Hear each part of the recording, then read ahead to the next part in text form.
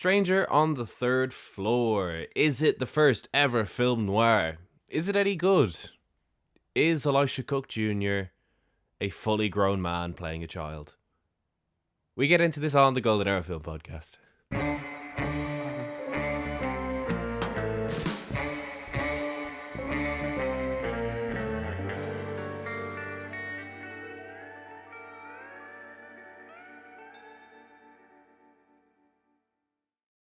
Hello everybody, welcome back to the Golden Hour Film Podcast. My name is Harry Bailey. I'm joined by my co-host Shane Mulvaney. Shane, how are you? Pretty good, yeah.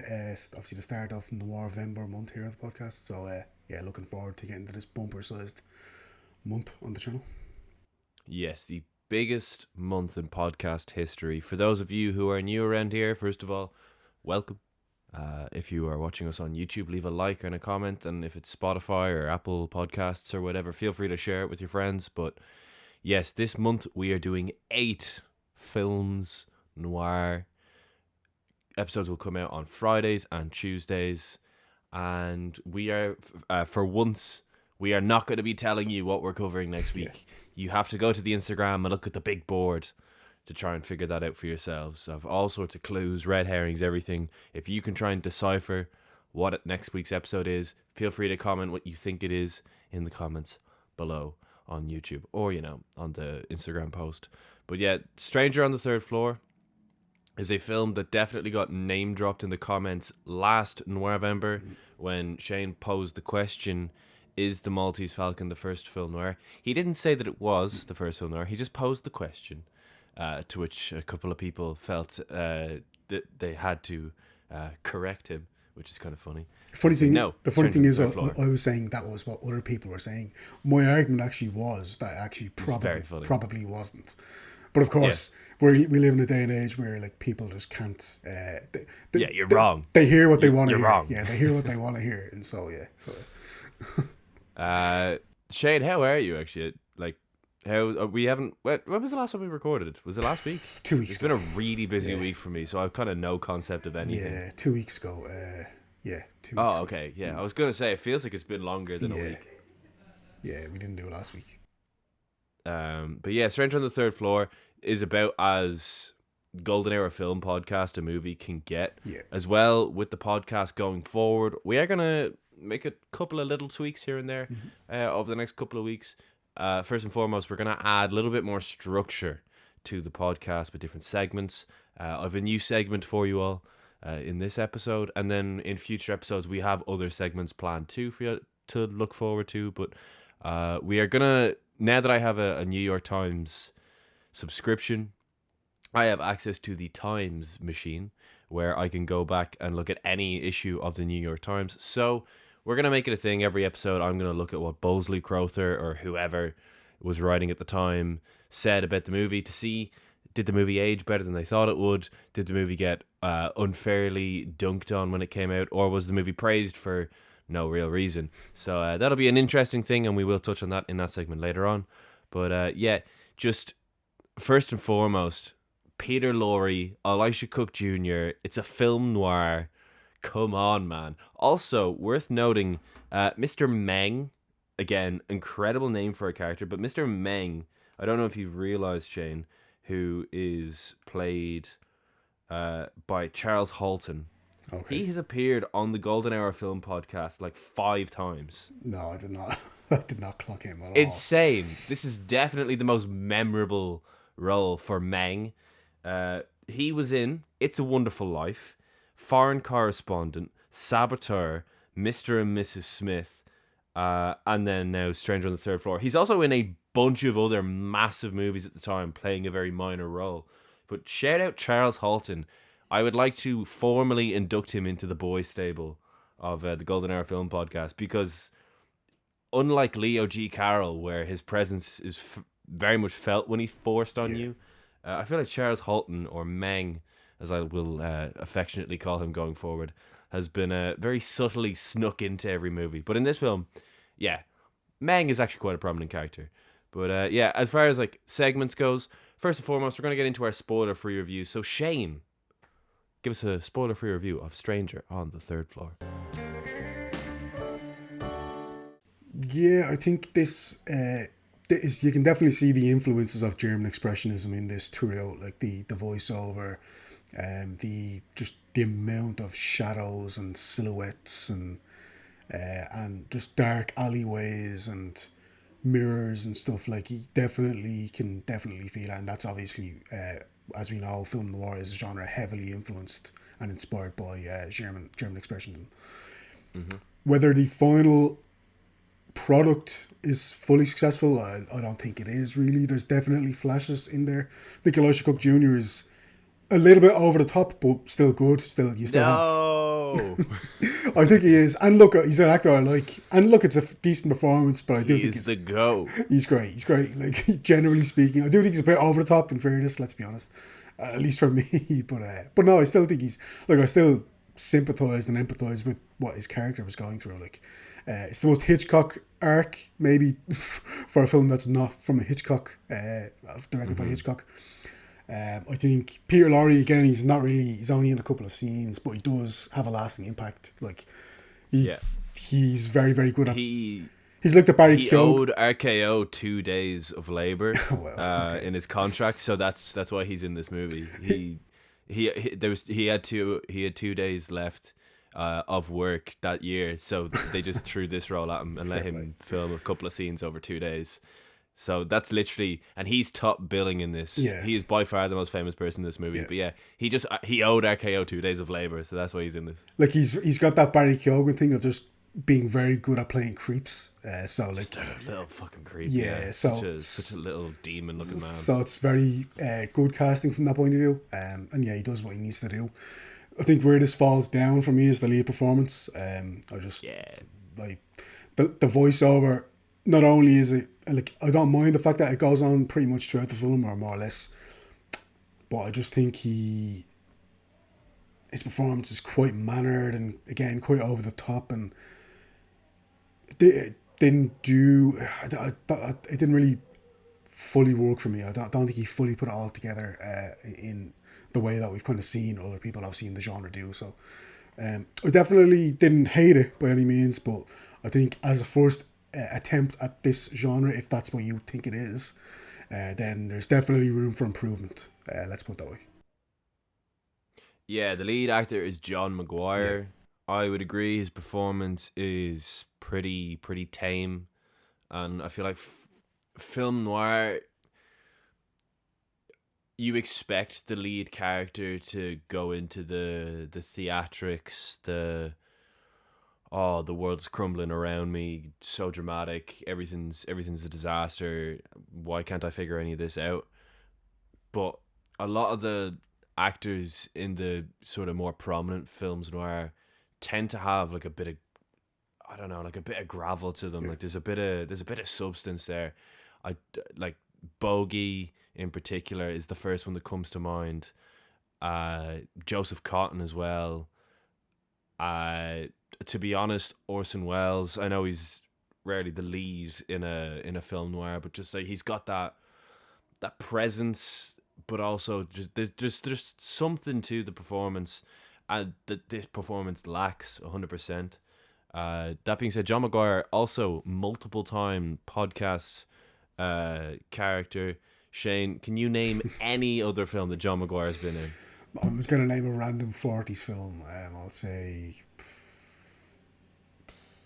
The Paradine Case. He was in Shadow of a Doubt and Where the Sidewalk Ends. Right. He was also in The Magnificent Ambersons and White Heat, 2 films we will definitely cover at some point on the show. I definitely enjoyed this. I think Peter Lorre is by far the best part of this film, except for, of course, Elisha Cook Jr. This isn't a spoiler at all, but the funniest thing in this film is they address Elisha Cook Jr. as the boy. Oh, that poor boy. Oh my God, look what you've done to that boy. I can't believe that this has happened to that boy. Shane, my question for you, what age was Elisha Cook Jr. when they made this movie?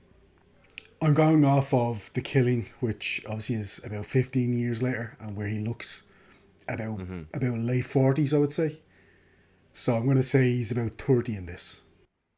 Okay. That boy, Elisha Cook Jr., is 37 when they made this. He is meant to play He's meant to play. It's not like said that he's a teenager, but it's very much implied that he's like a very young man. Yeah. But he just doesn't look it at all. No, he does not look like a sprightly young man. Now, don't get me wrong. It's Elisha Cook Jr. He's just the jitteriest man in the history of the world. So he jitters it up, and he looks very nervous. That is his thing. That is his shtick, and he does it perfectly every single time, in my opinion. I will never fault Elisha Cook Jr. But I just thought it was hilarious that the young man who he plays, even though he doesn't look like a young man, he was in fact 37 playing the boy who they reference in this movie over and over again. Now, enough about our opinions for a second. I want to first time ever, we're taking a look at the Times Machine. That's what we're going to call it, because that's what the website's called. On the Times Machine, Shane, I'm going to ask you before... I don't know if you're familiar with Bosley Crowther at all. He was a very big film journalist. I've heard the name already. Particularly in the 50s and 60s, he very much championed international features.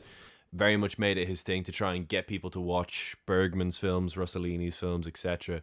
So Shane, I'm going to ask you before every Times Machine segment, or at the beginning of every Times Machine segment, whether you thought Bosley or whoever favoured this film or not. So what do you reckon? Do you think he liked this movie? I'd say he did. I'd say he was more positive than negative. Okay. Bosley Crowther, I'm not going to read the whole review, but Bosley Crowther said, as much as this corner is in favour of bold experiments by new young directors, we find it hard to sustain our arguments in this place. Okay. Mr. Ingster, in reference to Boris Ingster, the director, a former scriptwriter, obviously is a fellow who wants to make pictures which are, in inverted commas, different. But the evidence at hand, it looks as though his inspiration has been derived from a couple of heavy French and Russian films, a radio drama or two, and an underdone Welsh rarebit, all taken in succession.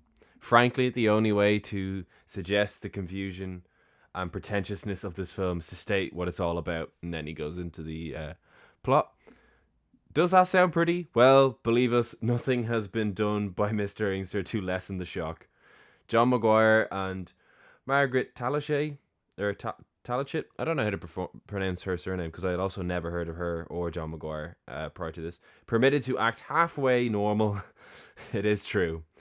But every other respect, including Peter Lorre's brief role as the Whack, it is utterly wild. The notion seems to have been that the way to put a psychological melodrama across is to pile on the sound effects and trick up the photography.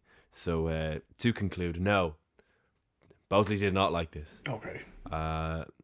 This film made RKO a loss of $50,000 at the time, which is in current money well over $1 million.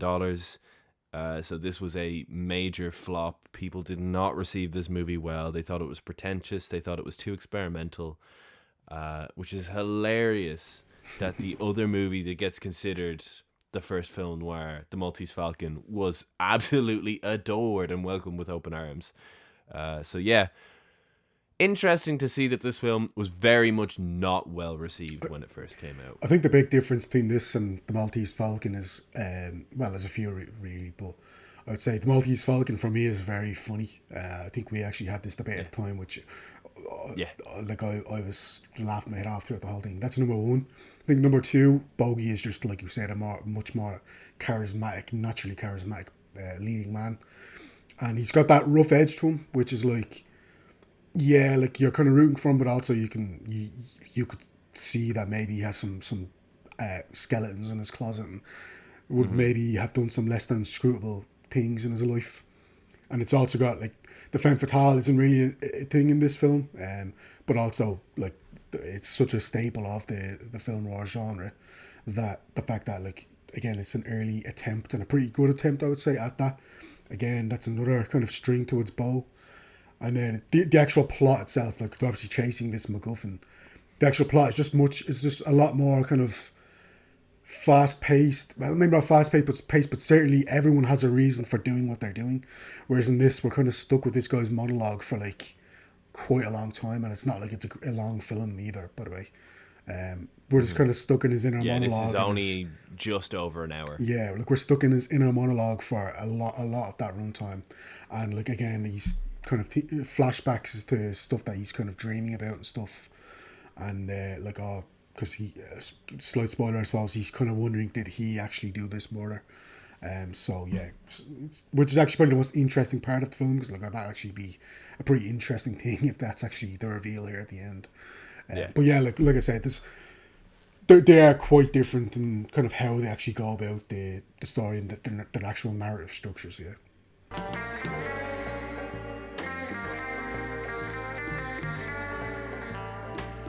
Now, Shane, that we've gotten those segments out of the way, it's time for some in-depth analysis. Some serious spoilers are ahead, so if you think that this is a film you want to watch, go ahead and watch it and then come back. Or if you've seen it already, listen on, because we're going to get into some serious spoilery territory. Shane, Stranger on the Third Floor, what's this all about? So this follows a guy called Michael Ward, who's a reporter, who kind of gets his big break almost because the apartment that he's living in, there's been a murder very recently, and he's a witness to this murder. So he gets there, and there's a guy standing over a body played by Elisha Cook Jr. And he essentially obviously puts two and two together and says this guy obviously committed this murder. So he's put on the stand at the start of the film, and says what he saw. And because Elisha Cook Jr.'s character has prior convictions, he's sentenced to death. He's sentenced to the death penalty. And prior convictions, which he lied about having, as well, which kind of adds to the air of, it would be really interesting if it turns out that he actually did kill this person. Yeah, exactly. So Michael is quite adamant to his girlfriend Jane that he's 100% that this is what happened. He's not lying. This is, as far as he's concerned, this is the truth. And she is like, but like the guy's going to get that penalty now. And he's like, well, look, I have to just do my kind of civic duty. That poor boy. Yeah,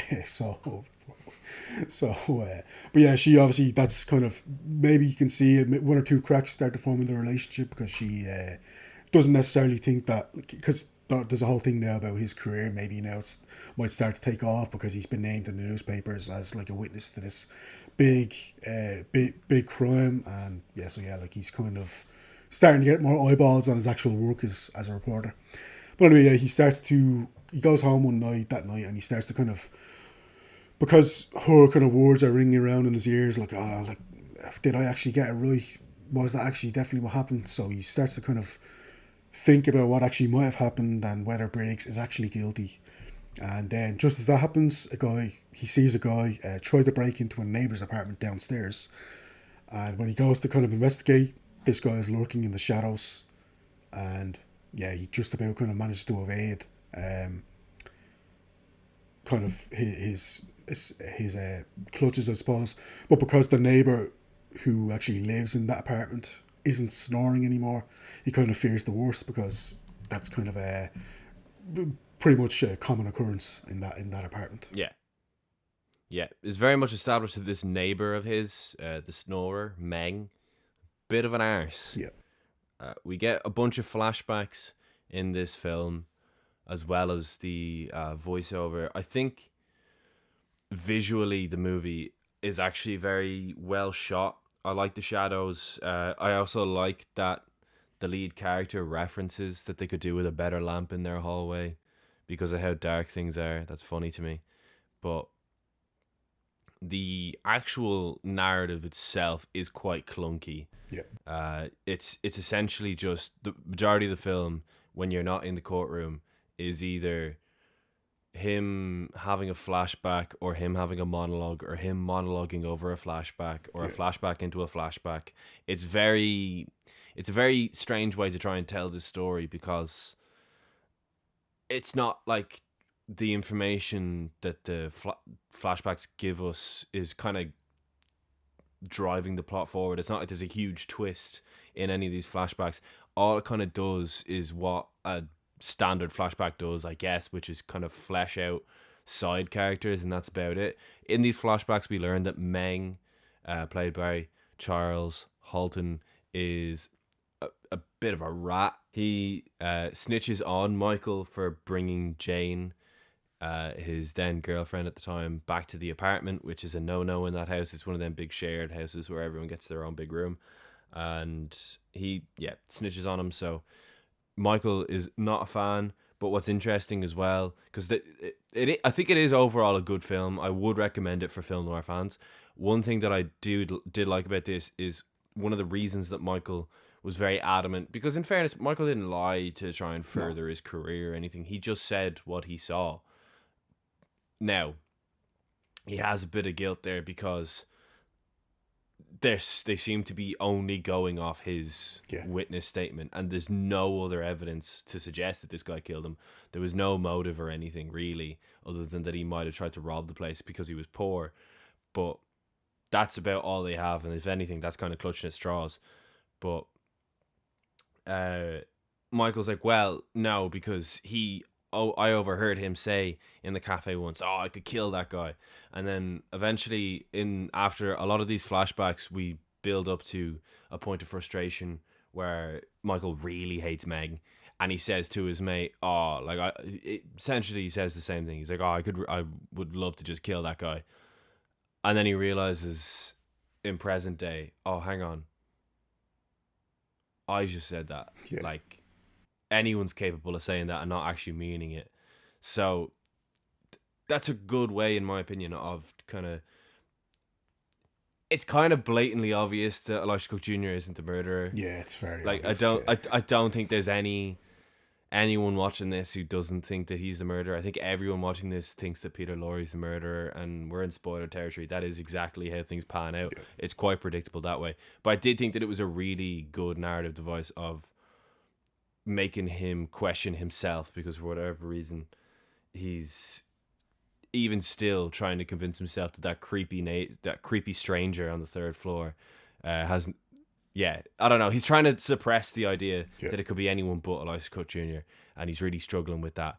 But again, his performance is pretty flat. Like it's nothing amazing. That being said, Peter Lorre is, as we said already, delightfully creepy. What a strange guy in this film. He's got mad teeth in this as well. I will say there's one great sequence, like in a dreamscape, almost nightmarescape, almost, where he's dreaming that he's on trial for this murder, and it's shot so well. Yeah, it's by far the best shot sequence in the film. It's not like it's a terribly shot film either, by the way, but like this is clearly like kind of where Boris Ingster wants to show off his stuff, wants to show off his maybe his technical kind of ideas and stuff. So great cinematography in this scene, very eerie score, like kind of imagery that like invokes religion and like death and guilt and stuff like that. So to me, this is clearly the best scene in the film. But then, like I said, we kind of fast forward then to the ending, and I think the ending is probably again a slight letdown, slightly underwhelming, where Jane, it's tied too neatly. Yeah, like so Jane sees this guy and she initially doesn't obviously know who he is, but then she kind of figures it out because he starts to kind of act crazy, because she's kind of walking down the street, but as she's walking, he starts to kind of just talk real like he's essentially a crazy guy. And then she eventually then kind of figures it out, and he starts talking about not being locked up in a straitjacket, and like I killed him, like I killed the other guy, and so it's first of all, it's not, he just confesses to her. Yeah, first of all, it's not the most subtle piece of storytelling you've ever seen, but also, again, I get that he's maybe not in his right mental state, Peter Lorre's character, the stranger. So he's clearly like maybe needs to be obviously put in a place that can help him. But again, it's just like you said, tied together too neatly. Why is he saying that at this moment to her? And then it kind of just ends like he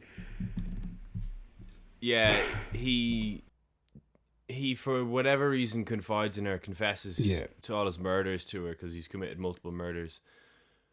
She then tries to get someone's attention. Yeah. He then chases her and gets hit by a truck. Yeah, and that's basically it. Like the end. That's literally how it ends. And just in the right moment, just before he officially like draws his last breath, he then confesses while the police are there. Yeah. Oh yeah, yeah. He even confesses to random strangers as well, like which as is he's like, dying on his deathbed. Which is like, because in case like her testimony wasn't enough to exonerate Briggs, okay, like they just really want to spell it out in black and white. So yeah, it is kind of it's all just a bit convenient. I think that final sequence, the ending. Yeah, I didn't like the ending at all. It's definitely my least favorite part of the movie. My favorite part of the movie is definitely that dream sequence where he thinks he's on trial. It's shot so interestingly. The dream sequence opens with like him in a just entirely black room, and then all of a sudden he's surrounded by people. I wouldn't go this far, but like it reminded me of how much better the Salvador Dali scene in Spellbound was than everything else in Spellbound. That dream sequence is so above everything else in the movie. It's so great. It's shot so well, so shadowy. We love shadows on this podcast, in case you can't tell. We love a shadow. But even just, there's a particular shot where he's sat in like his cell bed, and it's so insanely wide. Like, he's so small.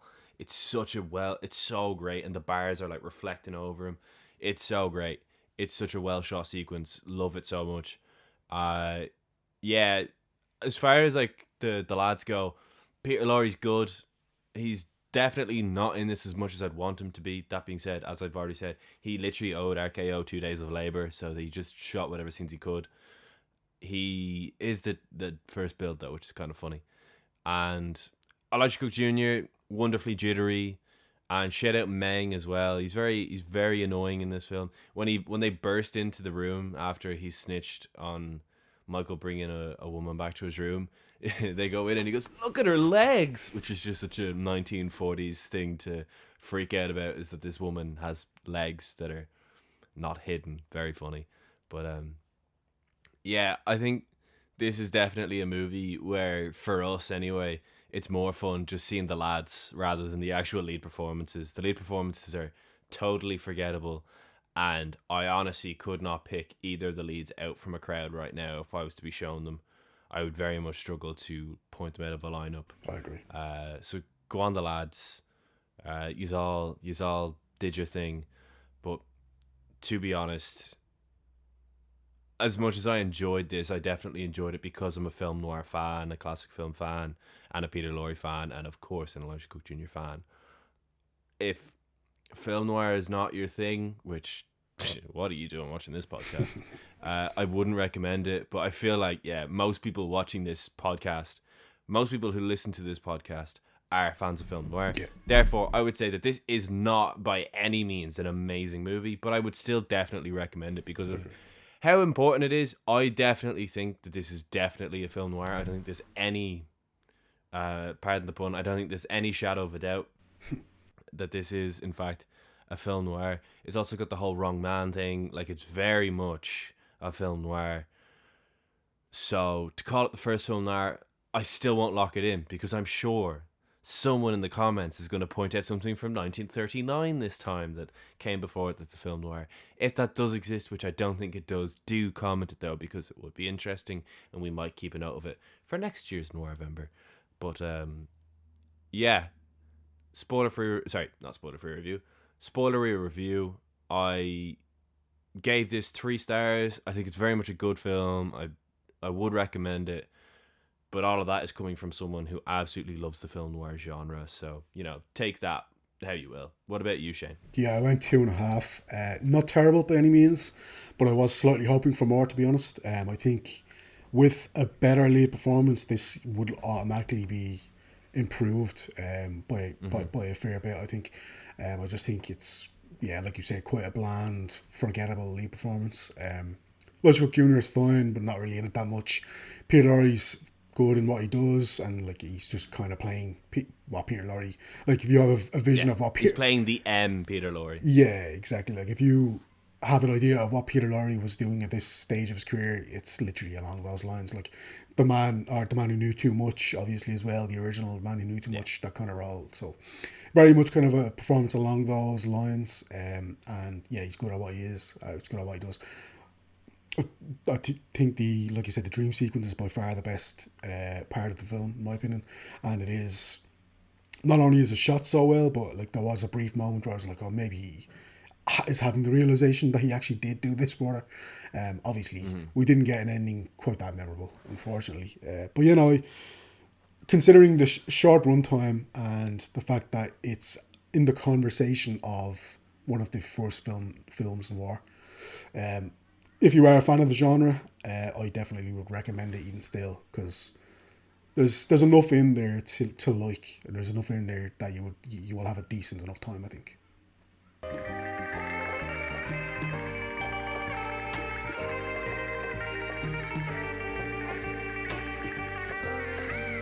Now, Shane, I reckon it's about that time of the episode in which we discuss the films that we have watched recently. Despite me going back to my masters, which is why, not going back to doing my masters, which is why I had watched one film the last time we did this, I have seen a bunch of movies in the last week. I was very, very much in my horror / crime thriller era. First and foremost, I watched White Zombie. It's a movie I've always wanted to watch. It stars Bela Lugosi. It's set in Haiti. Is it the first zombie movie? I don't know. I don't know what the first anything is anymore.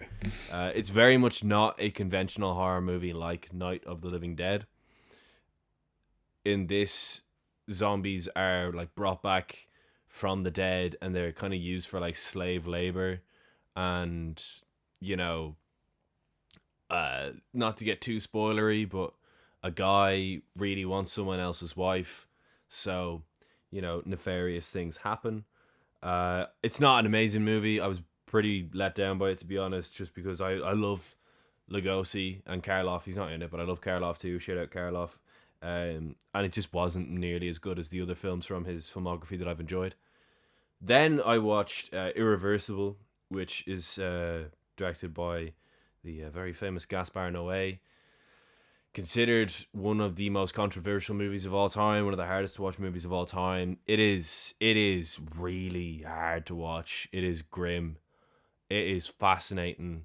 I thought it was an incredible movie, but I would also question anyone who says it's their favorite movie. It's so fucked.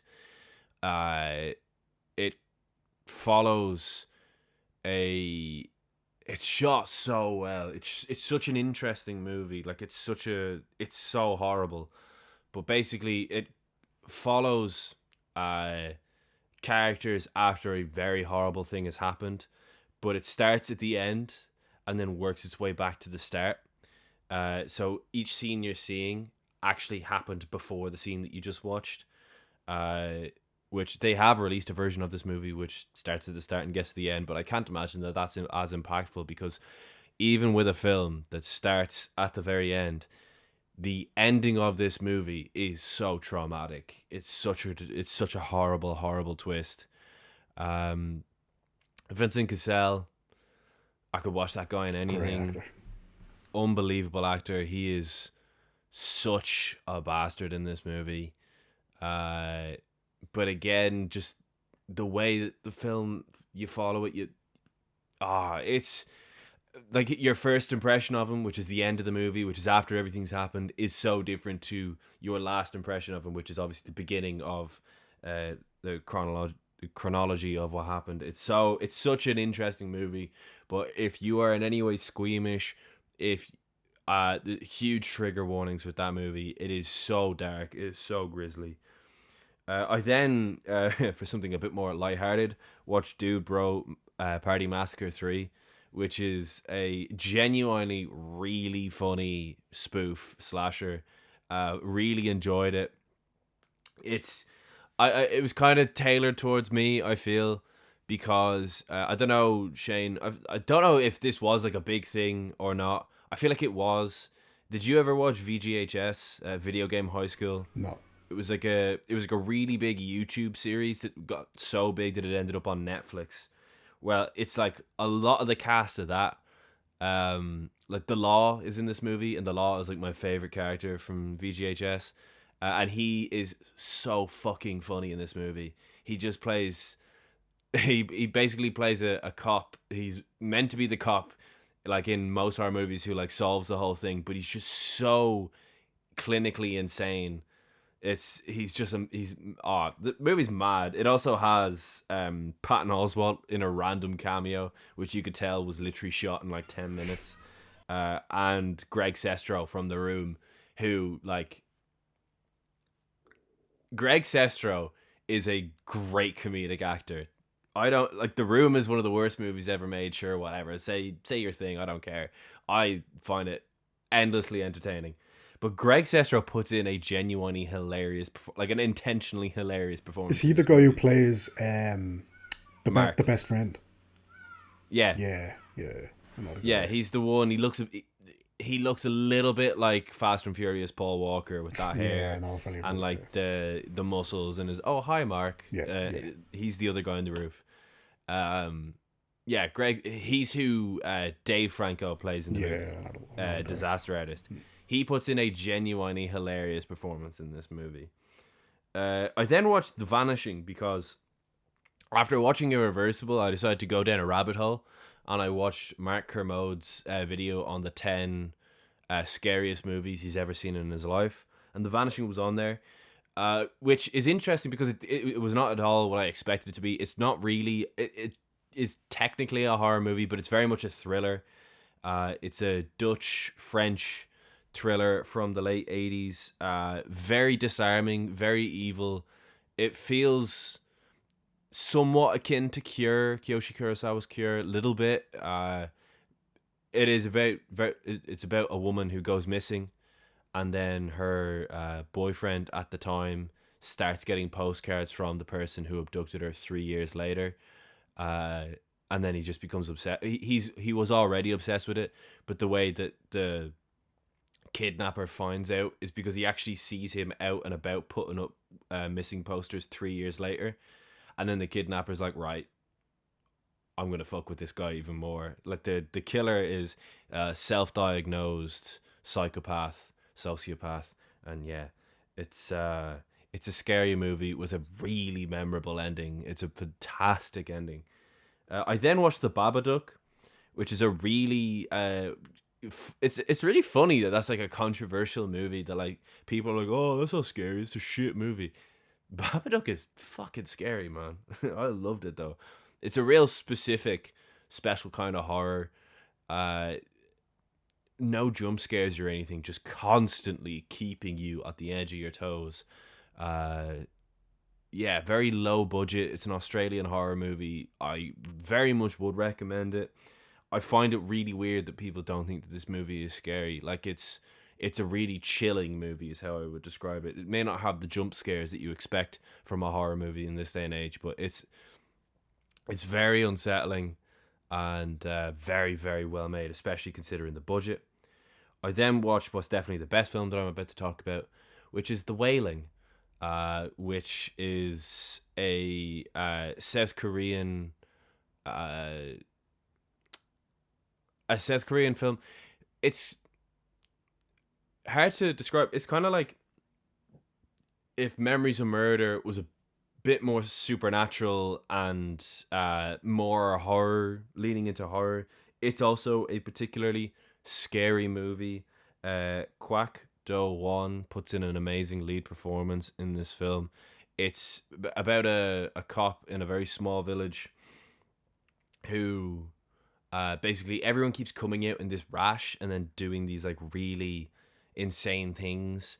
It's very much alluded to that this rash obviously like messes with their head and causes some sort of psychotic break, because like anytime you see someone with that rash, if they're not covered in it, by the time they are covered in it, they end up either killing someone or trying to kill someone or, stalking people. And I always find with supernatural horror, a lot of the time, they use the supernatural element to give a cop-out ending where, but it's supernatural, that's how it ended this way. Whereas I actually feel like the supernatural elements add to the twists way more, because they very much keep their cards close to their chest. And as they kind of show you more and more as like to how the supernatural element works, the ending, it makes the ending more terrifying because you know how the supernatural kind of rules of this movie are at play. You are dreading that ending, and yeah, the ending is fantastic, really, really memorable. And yeah, I feel like South Korea would just like always put out like a good thriller, if not every year, then every 2 years, and this is very much on that list. I then watched A Tale of Two Sisters, another South Korean thriller from a director who I'm a really big fan of, Kim Ji-woon, who gave us The Good, the Bad, and the Weird, which is an amazing movie, and I Saw the Devil, which is like maybe my favorite horror thriller from South Korea, other than The Wailing. Probably is first, actually. A Tale of Two Sisters is an adaptation of, I don't know if it was adapted before this, but it's an adaptation of like the first South Korean feature film, which is about these two twins who come back from like some sort of mental institution, and their stepmother is like really psychologically abusive to them, and they just have to like try and navigate living with her whilst their dad basically does nothing.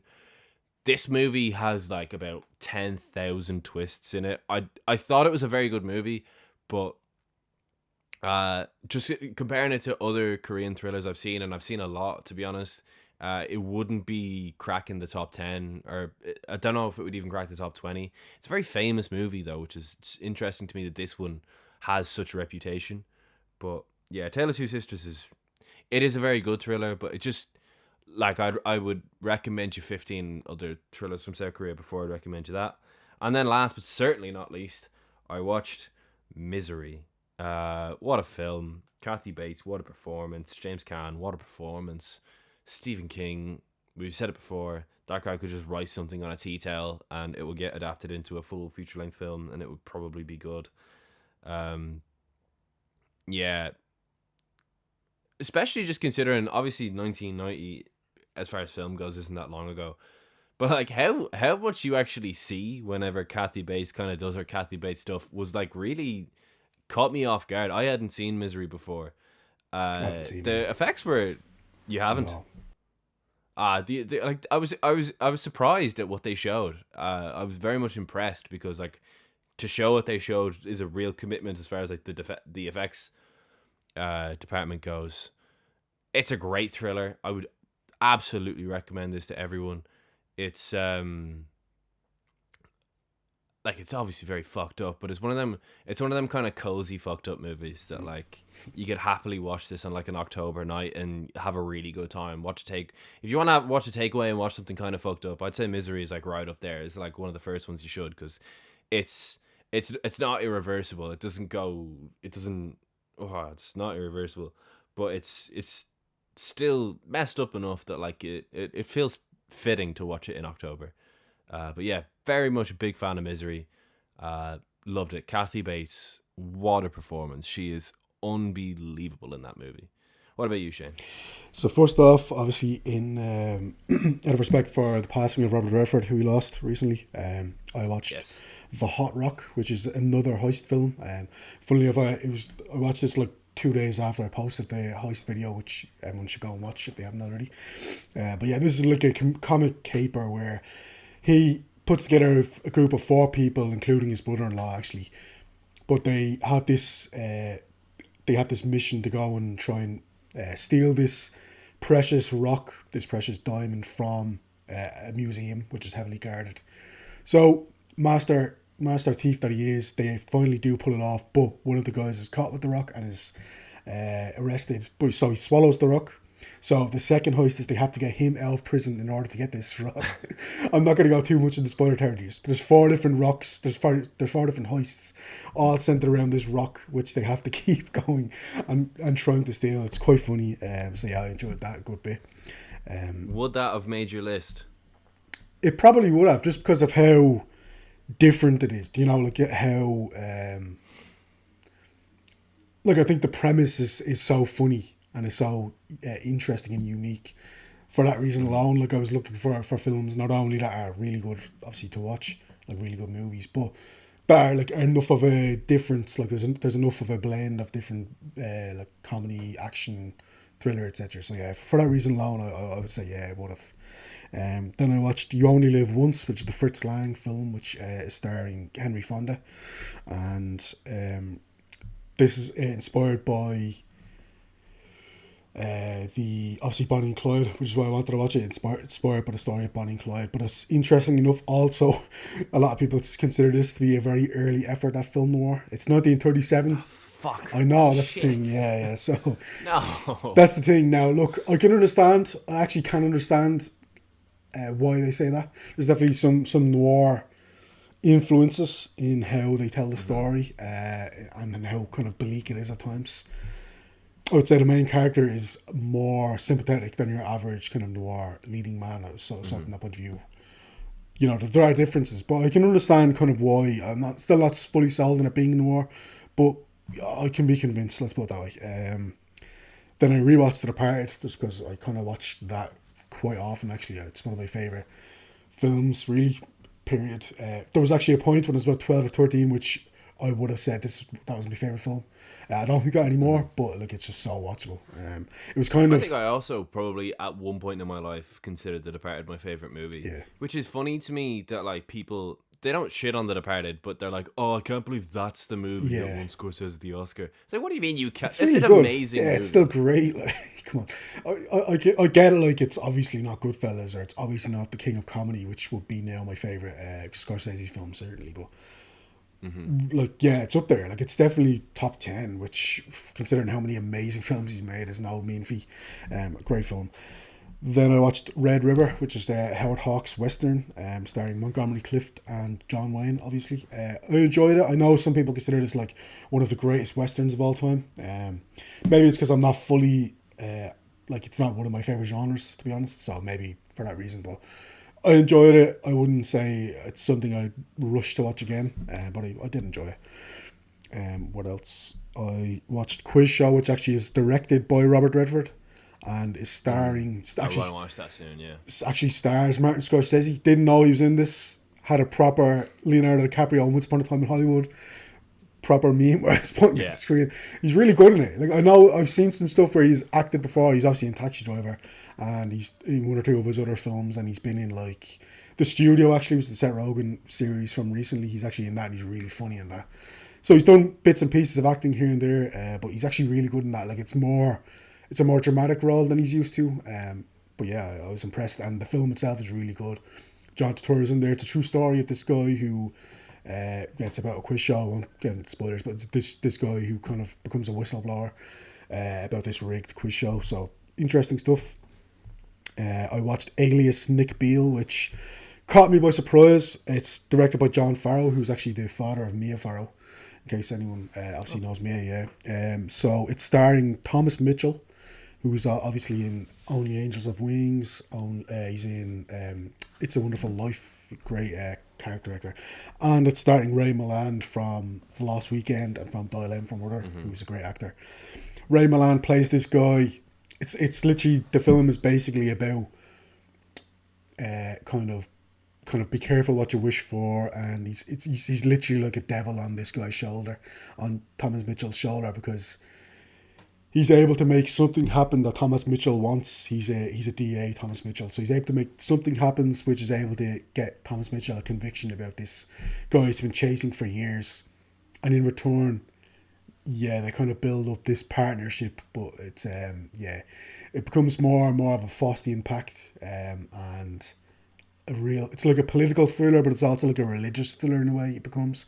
I won't get into too much spoilers, but I think you'll understand where it's going. I think you sold me on it. Yeah, you'll understand where it's going fairly early on, I would say, and what who Nick Beale is, because again it's called Alias Nick Beale, so who he actually is, it'll become pretty clear about that. So, his performance is fantastic. Ray Milland, he's so great in the film. Thomas Mitchell's great as well, but this is Ray Milland's film, and he knocks it out of the park. I was really impressed with this, and I'll probably have more to say in a video fairly shortly. Cool. Yeah, Paper Moon is Peter Bogdanovich. It's kind of like a family drama, family comedy drama, I should say, because it follows this guy played by Ryan O'Neal, who He's like a con man. He has this con where he sells Bibles to people pretending that they had bought them to people whose spouses have allegedly bought them but have since passed away, and their loved ones think that they wanted this Bible, so they go and buy them.